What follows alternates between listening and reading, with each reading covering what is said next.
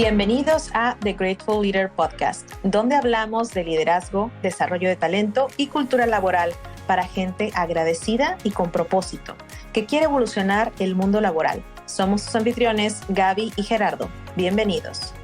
Welcome to the Grateful Leader Podcast, leadership, talent development, and workplace culture hacks for purposeful and grateful people who want to shift the workplace. We are your hosts, Gerardo and Gaby. Welcome.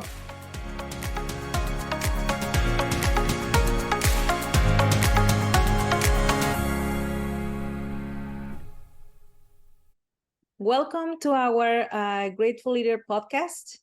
We are recording another episode and extremely thrilled to have a very special guest that Gerardo and we know. And he's an expert in his field. So welcome, everybody. Gerardo. Welcome. Thank you, Gaby. And yes, today we are really happy and excited to have a good friend again with us. We've had conversations in the past in other platforms. Jorge Zavala, welcome. How are you?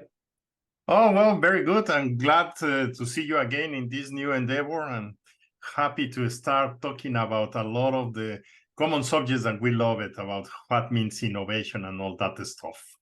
Definitely. And for sure, Jorge, you are a great leader. That's why we're here with you as a guest.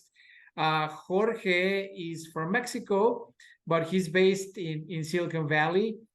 He has extensive experience with startups, unicorns, fintechs, and also supporting a lot of entrepreneurs from Latin America in general, in the US. Today, of course, we'll be talking about leadership, learning, innovation, and many other things surrounding these great topics. Gaby, please go ahead. Yes.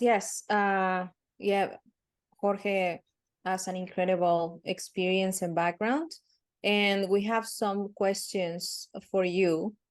So the topic today is innovation, because that's one of the topics that you're expert in. So what is, in your opinion, what is innovation? How can you define innovation or innovation at work? Is there a difference?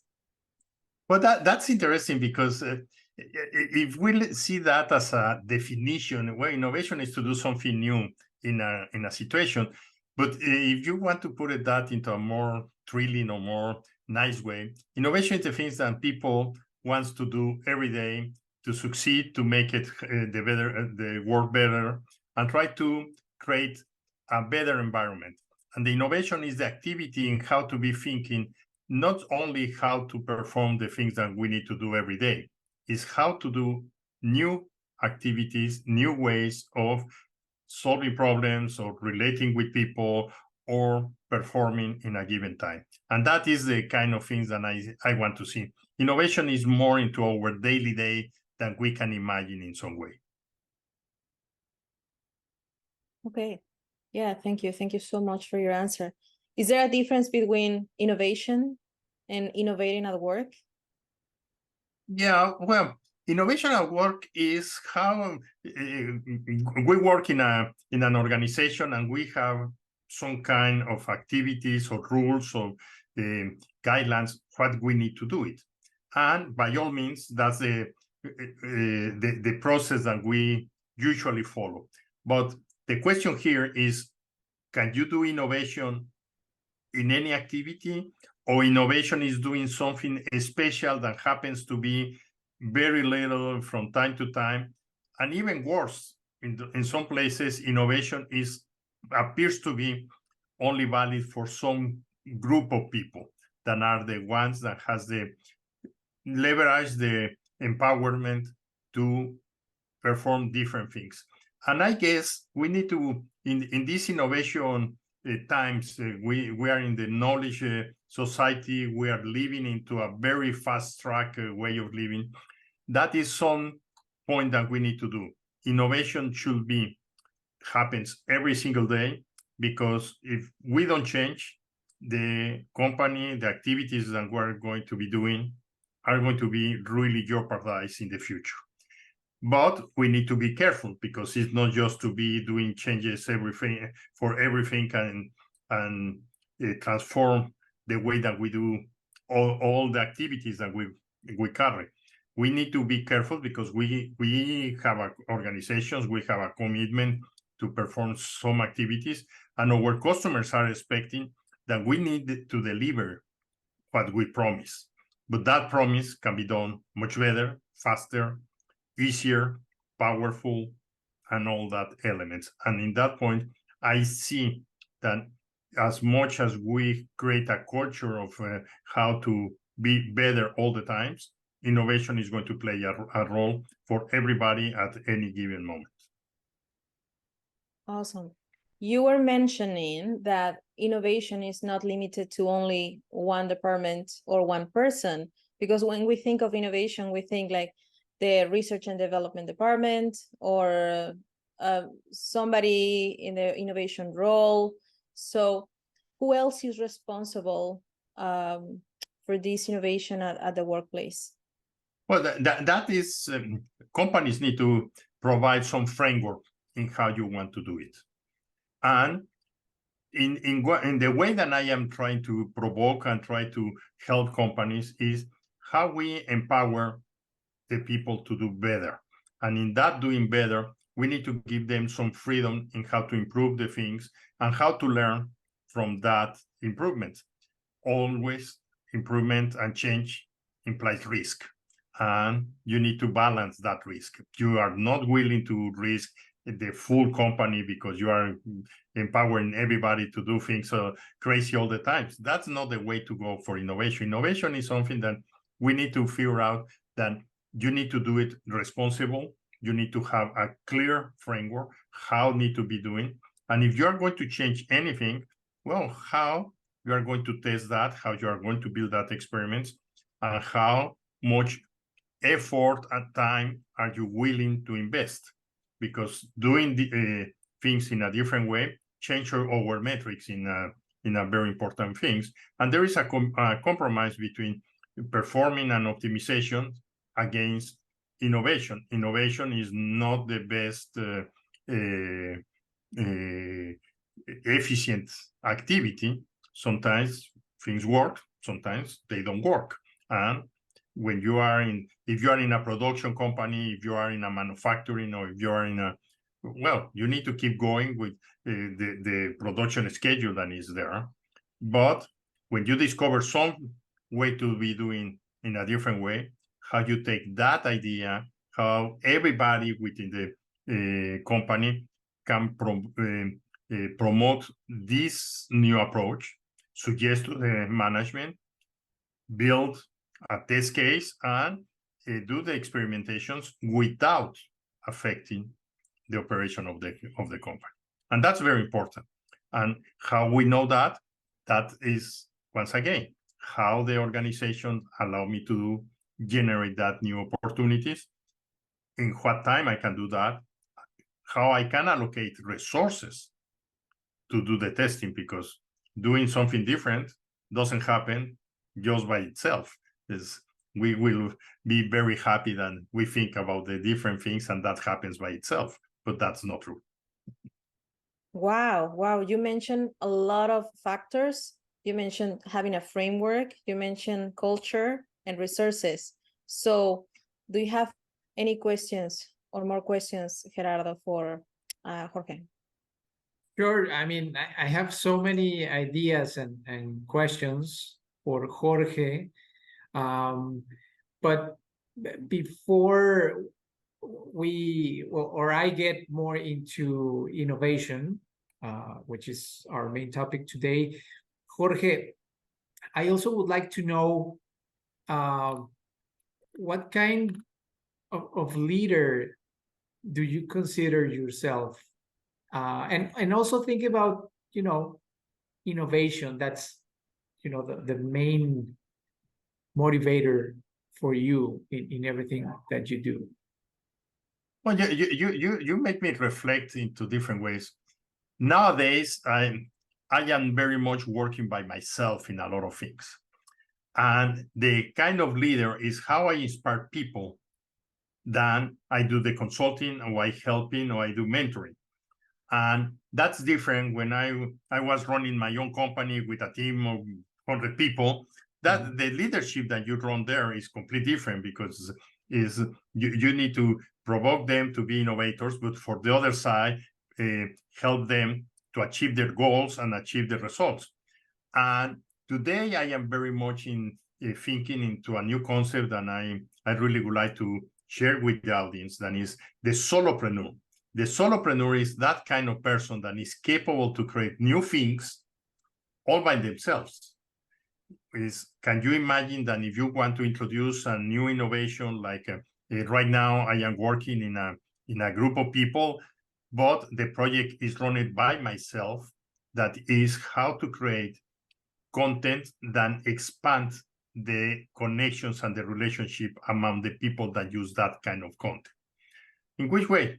You create the idea, you say, okay, I give a presentation. The presentation that I deliver is already a piece of software that allow you to record your ideas, ask to the people that are into the event to record their own ideas in a copy of that software, and then connect that software in a way that uses artificial intelligence and produce some summaries or some identify some patterns. That, in some way, how I feel in the way that you asked me, Gerardo, as a leader. Well, I am really looking what kind of new things I can do to share my knowledge, and that sharing my knowledge in which different ways I can do. And I am doing everything by myself: the experimentation, the design of the software, the implementation, and the testing, despite that I am working with people. And that is a trend that I see that is growing into the market right now in the United States. A lot of people works in a company, but these people has some kind of freedom to do some consulting. But doing consulting is an activity that is done by one person, but it's not scalable.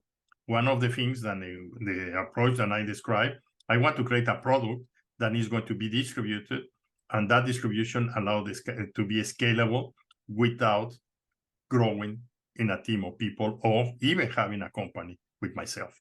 That is the new kind of things that I am seeing as much we're getting into the knowledge society and the technology is getting easier to use every day.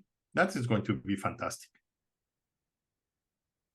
Thank you, Jorge. And I mean, I find it relatable, definitely, because sometimes as leaders, you also have to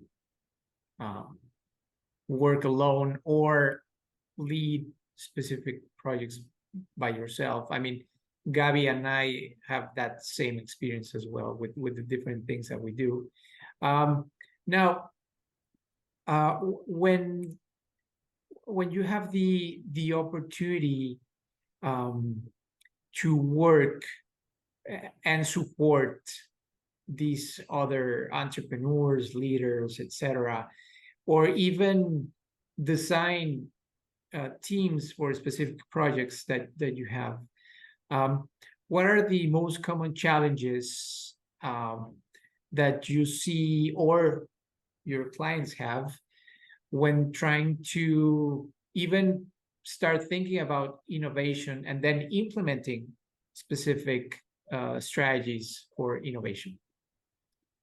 Yeah, I like that question, because companies need to think that they need to foster and they need to provide some kind of activities.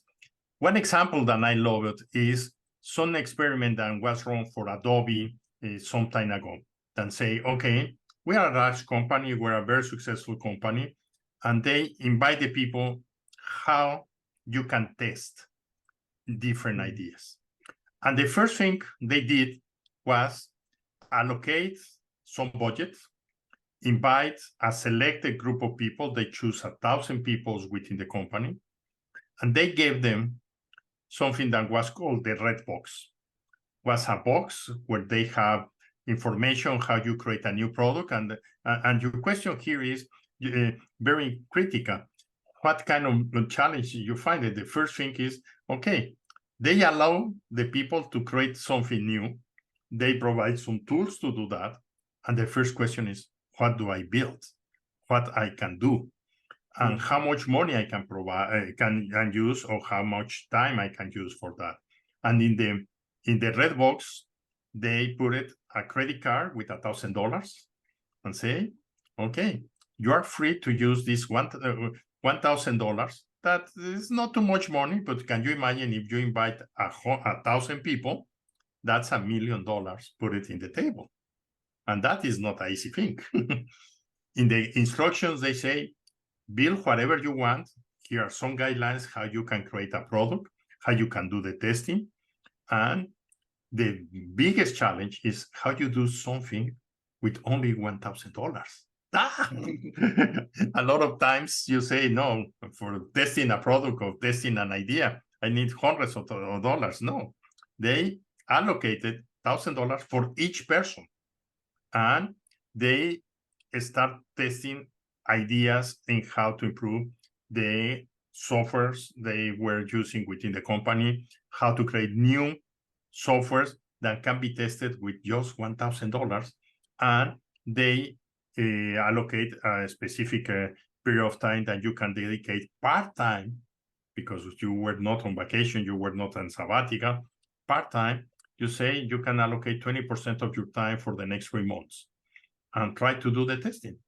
And that was amazing because a lot of the people came back with some ideas and say, okay, we tested, the people like it.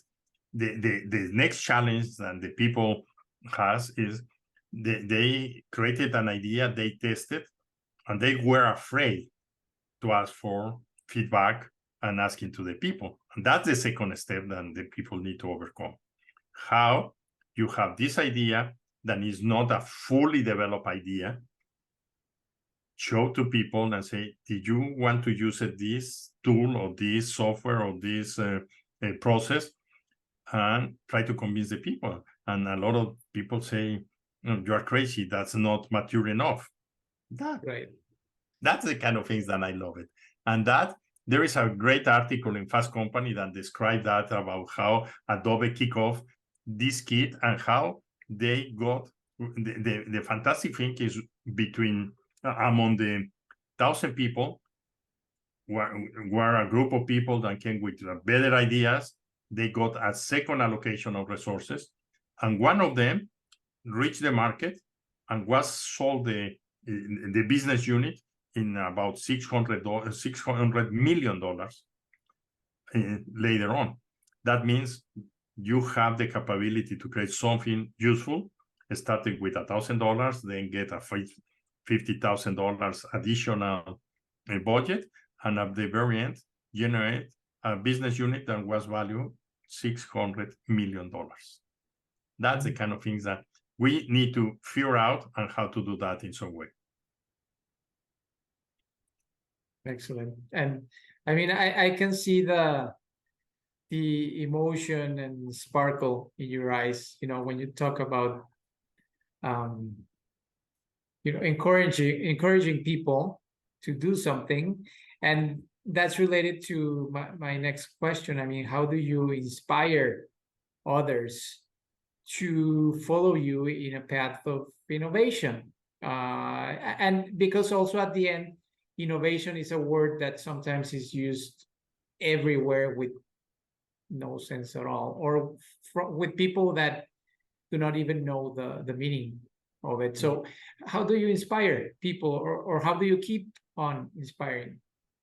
Well, the best way to inspire people is by example, because they say, okay, you're talking about these things. And personally, I always have one project in my hand, try to explore things. This project that I told you, that I am experiencing how to create some content that help you to expand the community and generate a community of people, starting with a presentation.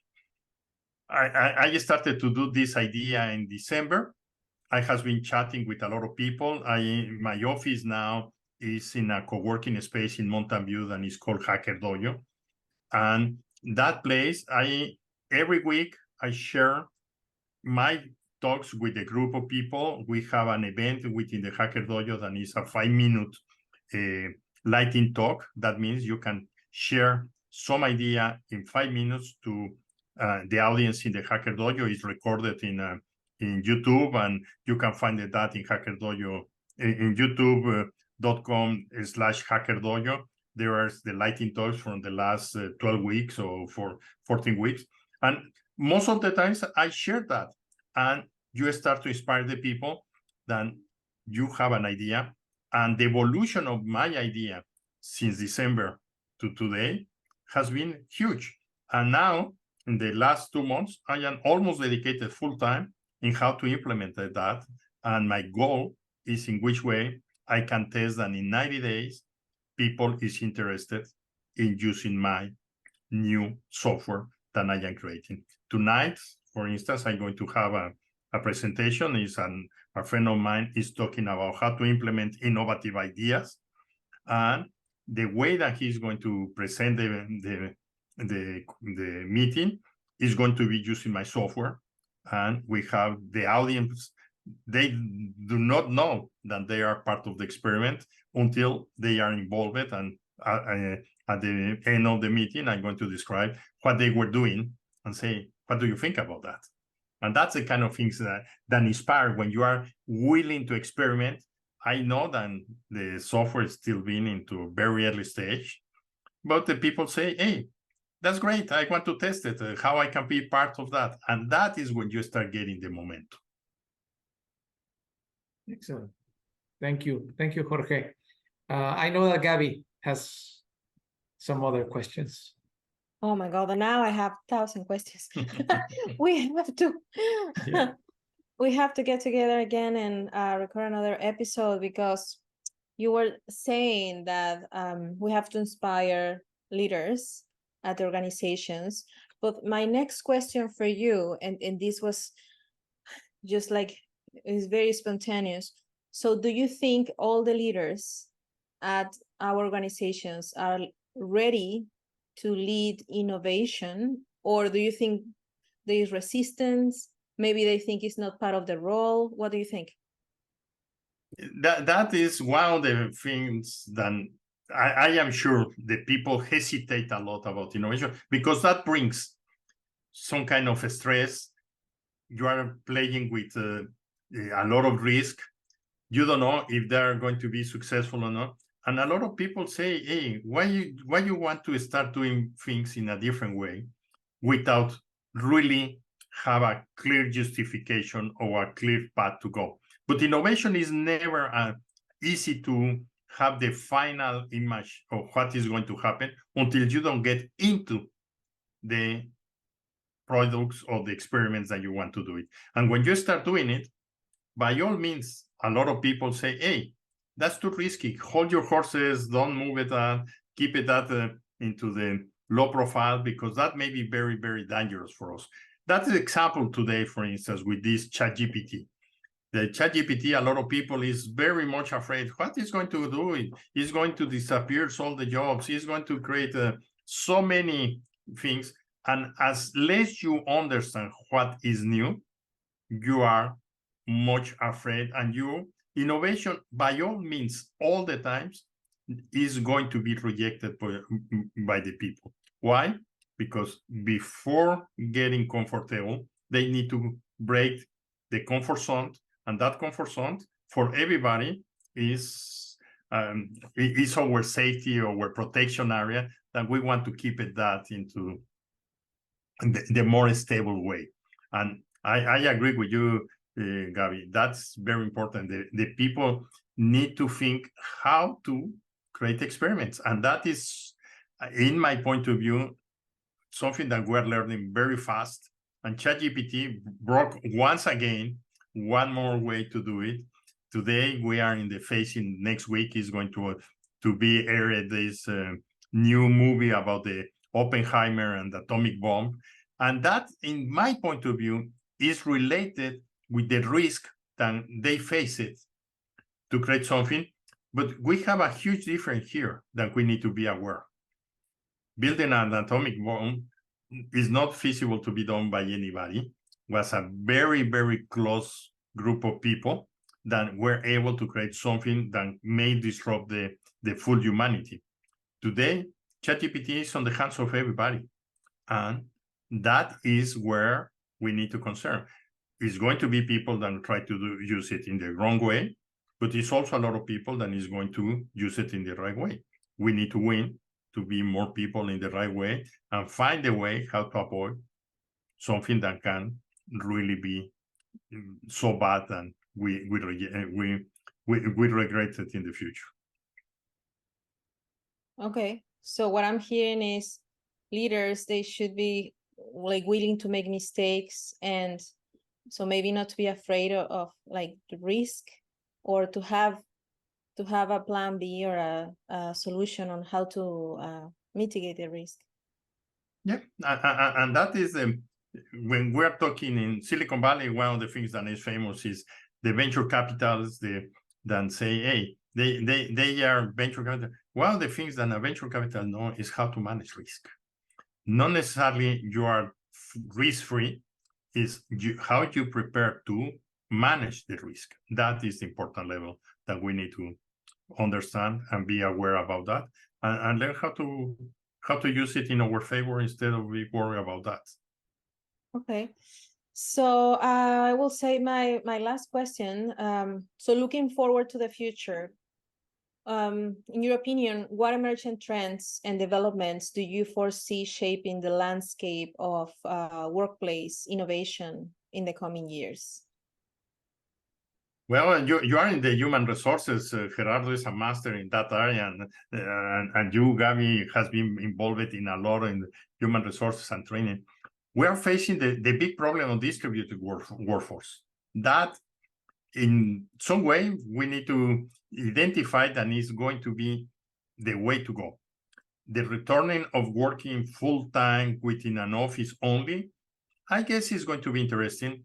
I just was about 3 weeks ago in one new building that SAP, this very large software company from Germany, has in San Francisco. And I was surprised how they redesigned an office thinking in how it's going to be the work of the future. And you don't believe it, but they have an experimental place in Palo Alto that is called HANA House.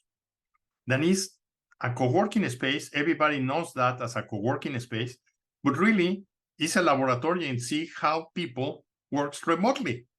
And that is fantastic how you correlate a co-working space with the future of work that is going to be together with technology. Today you take your laptop computer and you can be working everywhere if you are in the knowledge economy. I agree, if you are working in a laboratory or you are in a manufacturing, you cannot take the manufacturing with you. But the knowledge economy, everybody is getting more and more people around that, and mobility is going to be doing. We are going to be building bigger projects with the smaller teams because technology is helping to do that, and is getting more easy. This new concept that is a lot of people is talking about, the no-code technology or no-code concept. And today the technology is getting so easy that people without the knowledge of programming can use software to create automation and create a way to make their life easier. That is changing complete, and that's the landscape. We need to work all together. How the remote work, how the mobility, how the knowledge around the small teams and technology like artificial intelligence, ChatGPT, and all similar things, and how all this technology is going to be put it all together to make it that easier for everybody. And the people need to accept the way that we're working is going to change much more than we are thinking that is going to happen. Awesome. Thank you, Gerardo. Thank you. Well, I mean, so many ideas and questions as well, and definitely we're going to have to schedule a second part for this conversation. Jorge, you have so many experiences, and also that bicultural experience, being a Mexican living in the US, having being successful as a CEO, investor, board member, etc. I think that gives you an advantage as a leader, and also as one of the most important people I know regarding innovation. So how would you like to close up this first part? Maybe I think by encouraging our audience to seek that innovation and to always, be present in the moment and always in the lookout for new ways of leading, and also that part that you mentioned about taking risks, that I know that you also have a lot of experience with. Well, in fact, yes, I want to encourage, to motivate, to challenge people how they can really take by themselves one project that could be within the company, with the community, within the personal interest, and try to make it that from the idea to have 10 people using that. That means selling the product, using into a community, inviting 10 people within the company to be part of these new ideas in 90 days. We need to really learn that things could happen, and the concept of that individual contributor that is very much used here in Silicon Valley as a way to say, you are the guy that in charge of doing that. I invite your audience, think about how you can do something very nice in 90 days and produce a final results that is going to affect, benefit, or involve 10 people in 90 days. That, I can tell you, is not an easy job, but when you discover that, you know that you are so much more powerful personally than you can imagine. And this life is how we can discover what are our skills, what are our capabilities. Gabby has been in the training, Jorge has been in the human resources, and usually we think how we develop that. Instead of working only on that development, because we need to do it and we need to keep going, is how you challenge by yourself to see how much capable are you to build something that is going to help people. Good answer, I think. Once again, thank you so much, Jorge, for being so open and transparent with everything that you have shared here today. I'm sure that you will keep on helping other leaders. And for the audience, also please be on the lookout for the second part as well. Gabby. Thank you so much, Jorge. I love the ideas. I love all the examples that you gave us of how their companies implemented innovation. For our audience, how can they reach out to you? Well, the easy way is right now, one of the things I am building a new website and it's called DoItCracy. DoItCracy, crazy from democracy, from government, is the government of how you do things. DoItCracy.com, and you can find me there. They can send me an email to my Gmail, jorge.zavala Gmail, or looking for me in this still surviving tool called Twitter that is G Zavala, Jorge Zavala, G Zavala, is my handle. Looking forward to talk with people, or looking for me in LinkedIn, then I am very active around there. Awesome. Thank you so much.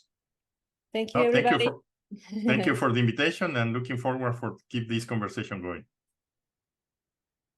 Thank you. Muchas gracias. See you. Bye now.